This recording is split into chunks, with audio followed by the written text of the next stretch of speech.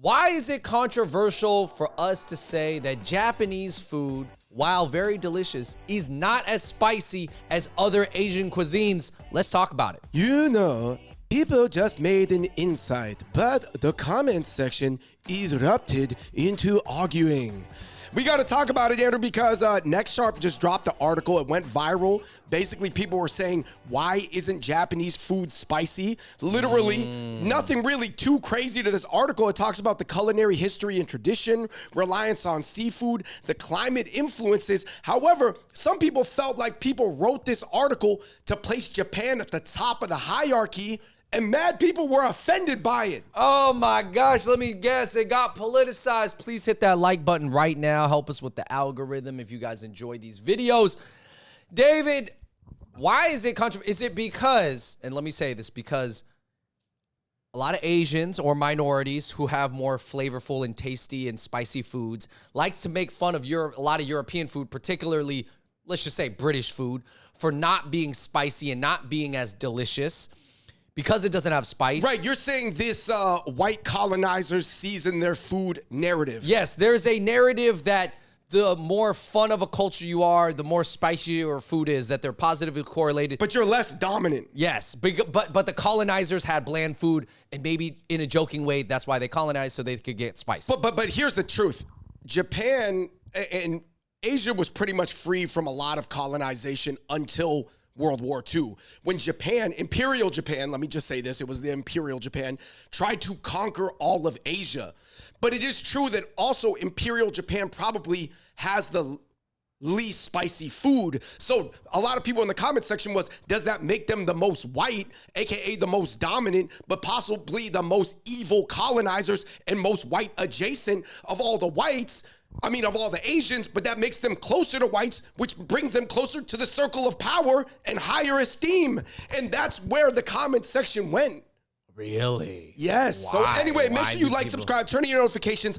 Only Fung Bros, only Hop Hop Boys is going to break this down because this is very nuanced and it's going over a lot of people's heads right now. But Andrew, you know what will spice up people's foods? Smala, inspired by Sichuan, which is not an island, pretty much landlocked, so that's why their food is spicy. So I think isn't it a climate thing? Is it not a climate thing? All right. So there's several factors here. The most of the northern cultures along that latitude of Japan, most of them, even Korea, a lot of the food looks red, but it's like a gochujang pepper. So Korean it's actually not that actually spicy. It's very flavorful though. But you could also argue that Japanese food could be flavorful in like a dashi soy miso type of way, because that's still different from Western Europe, right? And all the dill and whatever like sour cream they use. But I'm saying that it's like, it is true, would you agree with me, Andrew, that more of the northern cultures colonize the southern cultures? That is true. It's a global north, global south split, right? Yeah. So that's what people are referring to. And they felt like the way that this girl who wrote the article is Filipino, that she wrote it to say like, because they don't spice their food, they're superior, and that's what allowed them to almost take over Asia in an but there's evil way. so many steps between not spicing their food and dominating other countries. I mean, I get that people in their head, they actually correlate the two, but it's not necessarily causation. Right. And I just feel like this, man. Here's my quick thought, bro. That's an insane statement. A lot of people don't really know how to deal with group power hierarchies in 2024. Right. Do you know what I'm saying? Like, even this sort of like benign article that is actually true. Honestly, it looks like Chat GPT wrote it. I'm not saying Next Shark. You might want to use the Chat GPT scanner on you guys' articles that you're submitting to Yahoo or whatever. But I'm just saying, like, that can set. Do you know what I'm saying? Like, everybody is thinking about, what do you mean by that? That's crazy because she doesn't make any political statements this is just what people are drawing from it. Because Japan, but you know why people are even asking this is because a lot of people in the comment section have already bought into the idea that Japan is the best Asian. I joke about it. It's a joke to me that Japan is the best Asian. I just say it just because they have anime and people look up to their culture. A globally accepted thing to say, Yeah, though. it's accepted. That is true. That's how people feel. But Yeah. you don't take it so to heart that you can't joke about it, right? Yeah, but maybe, I don't know, it's because I'm Chinese and there's a bunch of Chinese people in the world, so I don't feel bad about that. But if I if I was another Asian, maybe I take that a different way. You know what I mean? I guess that's possible. I guess what I'm saying is, like, is there a way to talk about this without everybody getting so riled up? Yeah, You know what I man. mean? Let's just talk about like the technical aspects. All right. We're going to break it down from a a technical aspect. Japanese food fundamentally is not spicy. Right. Correct. But spicy, let's be clear, as far as chili spice, like hot, like caliente. It doesn't mean in 2024 you can't go get a spicy ramen filled with peppers in 2024. It just means that traditionally their food is not built that way. Yeah. Well, it's an island, so you have a lot of great seafood. Seafood dishes generally are not that spicy. Right. The closest thing they have to a Sichuan type of pepper is a Sansho pepper. It's just not. A lot of stuff is more like sour, yuzu, sort of like even real wasabi is almost more sour than it is like lighting your nose on fire, which is more of the fake wasabi extract. I'll tell you this. All northern cultures, Andrew, are less spicy. We grew up in Seattle. You know what they eat in Seattle? Salmon, grains, and oysters. Compared to New Mexico, like Santa Fe, Albuquerque, you know what I mean? Other parts of like down south, it's way less spicy, and that's just in America. Yeah, I mean, that's Arizona. But I would say generally, if you have drier climates like Sichuan, Hunan, those are landlocked places. The seafood that they get is usually from the river, and nowadays they can ship it in from the ocean. But Cantonese food, on the other hand, is considered not as spicy traditionally. It's because they're on the coast and they have all that water. Is it true that Japanese are the only elevated, like, truly like white adjacent Asian in Asia that is like perceived that way by the Western powers? I would say that is generally, if you made me pick an Asian country that's been elevated to be on the level of like the ruling dominant Western Europeans of the past 400 years, I would say they would pick Japan. Sure, even though they went to war with Japan. Yes. Yeah, so it's like kind of, you know what I mean? It all goes to Albert Einstein, what he wrote. He wrote very nice things about Japan generally. Was more critical of China. He was more critical of China. He said China had a herd-like mentality. He said Japanese were more like Italians, but they lacked some intellectual rigor. I swear to God, that's hilarious. What he said.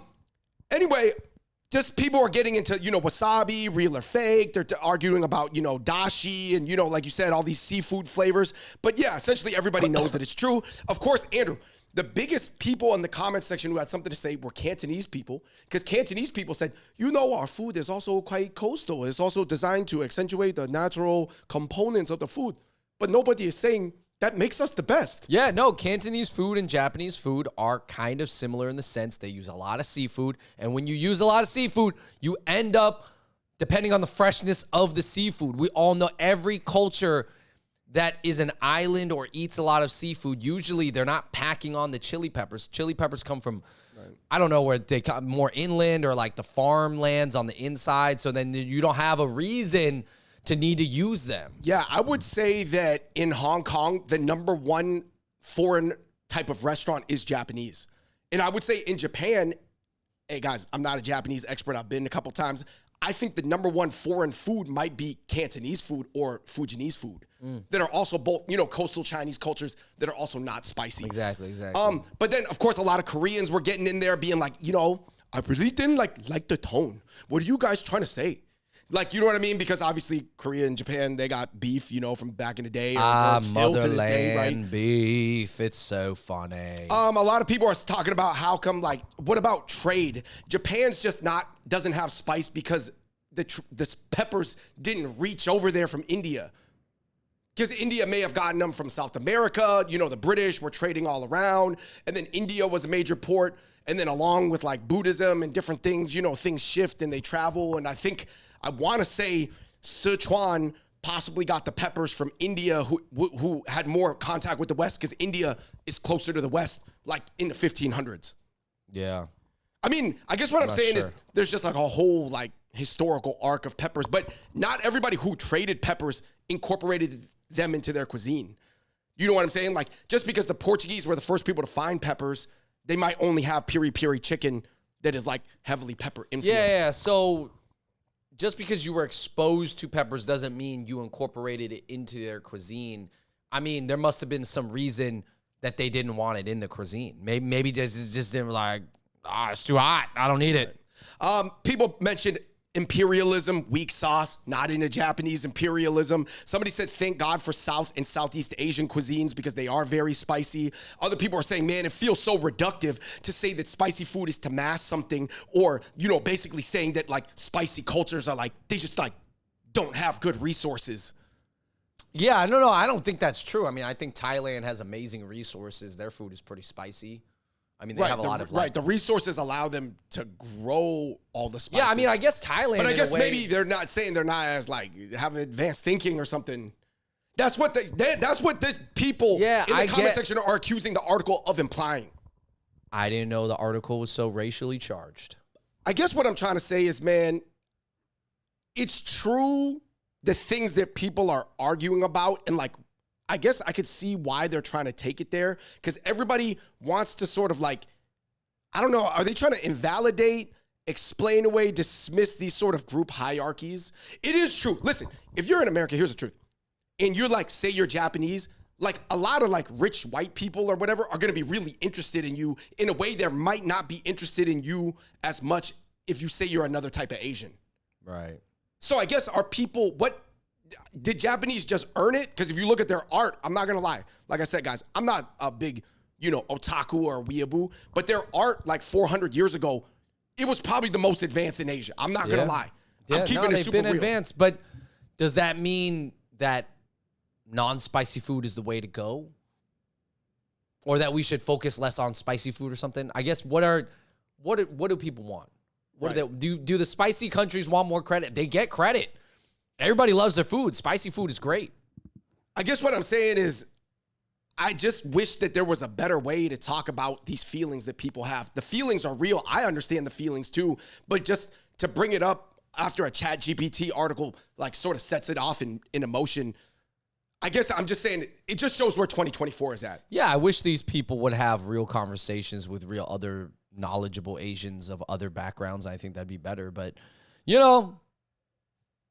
it's a next Shark post, so anybody's going to comment. And I don't know what country they're in, what their life experiences are, what they've been exposed to, but it's that's true. what it Listen, is. guys, Japanese things trend, whether they're getting married by AI, the new series Shogun, the new, Mark Zuckerberg's making katana, samurai, ninja swords over in Japan with some old masters. People got their eyes on Japan. The birth rate's going down. So, I don't know, you guys, let us know in the comments down below what you think about this article. Japanese food, factually speaking, is not generally that spicy. That's a fact. Right, unless you get the devil ramen. And I guess people are going to argue on why, but in my opinion, the main reason is that it's oceanic. They eat a lot of seafood, and all the seafood cultures, they don't really focus too much on spicy food because they just focus on the freshness of their ingredients that they have plentiful of. Obviously, if you don't have access to the ocean and all that meat, then yeah, maybe that does make you want to spice food up differently. Anyway, guys, let us know what you think in the comment section below. Until next time, we the Hot Pot Boys. We out. Peace.